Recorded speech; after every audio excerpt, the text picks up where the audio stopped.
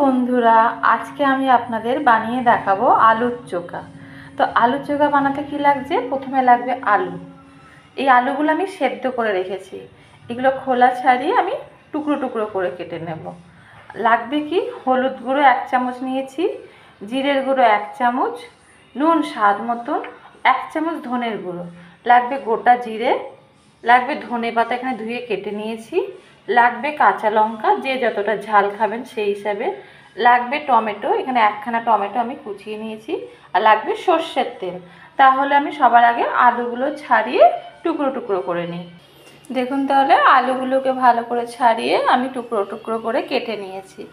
এইবার আমি এই কড়াইটা গরম করতে দিয়েছি, গরম হয়েও গেছে। এবার আমি এর মধ্যে আন্দাজ মতন সর্ষের তেল দিয়ে দেবো।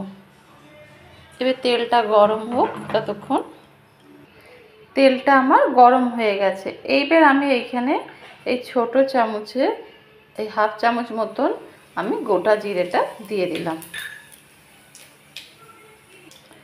জিরেটা একটু ভাজা ভাজা হয়ে গেছে। এইবার আমি এর মধ্যে এই টমেটো কুচিটাও দিয়ে দেব। দিয়ে আমি একটু টমেটোটা ভালো করে ভাজা ভাজা করে নেব, যাতে গলে যায় টমেটোগুলো। একটু নুন দিয়ে দেবেন এখানে 1/2 চামচ মতন, তাহলে তাড়াতাড়ি টমেটোটা গলে যাবে। দেখুন, তাড়াতাড়ি টমেটোটা গলে গেছে।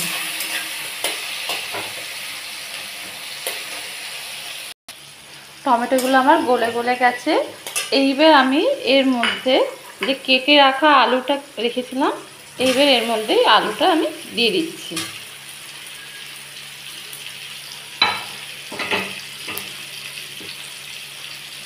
দিয়ে আমি এটাকে নাড়ব ভালো করে। এইবার আমি এর মধ্যে যে কেটে রেখেছিলাম কাঁচা লঙ্কাগুলো এর মধ্যে এটাও দিয়ে দেবো। একটু ভালো করে ভাজতে হবে। এইবার আমি এর মধ্যে যে হলুদ গুঁড়ো 1 চামচ রেখেছিলাম, ধনে গুঁড়ো 1 চামচ, জিরে গুঁড়ো আর নুনটা স্বাদ অনুযায়ী, যে যতটা নুন খাবেন, পুরো মশলাটাই আমি এর মধ্যে দিয়ে 2 মিনিট মতন আমি এটাকে কিন্তু নাড়ব ভালো করে। ভালো করে একটু 2 মিনিট মতন নাড়ুন। আমার এটা ভালো করে ভাজা ভাজা হয়ে গেছে। এইবার আমি এর মধ্যে যে ধনে পাতাটা কুচিয়ে রেখেছিলাম এটা এর মধ্যে দিয়ে একটু নাড়াচাড়া করে আমি নামিয়ে নেব। এবার আমি নামিয়ে নিচ্ছি এটাকে। দেখুন, তাহলে একদম আমার রেডি হয়ে গেছে আলুর চোখা। এই চোখাটা কিন্তু আলুর চোখাটা রুটি দিয়ে, পরোটা দিয়ে, আর যদি ভাত ডালের সাথেও কিন্তু ভালো লাগে।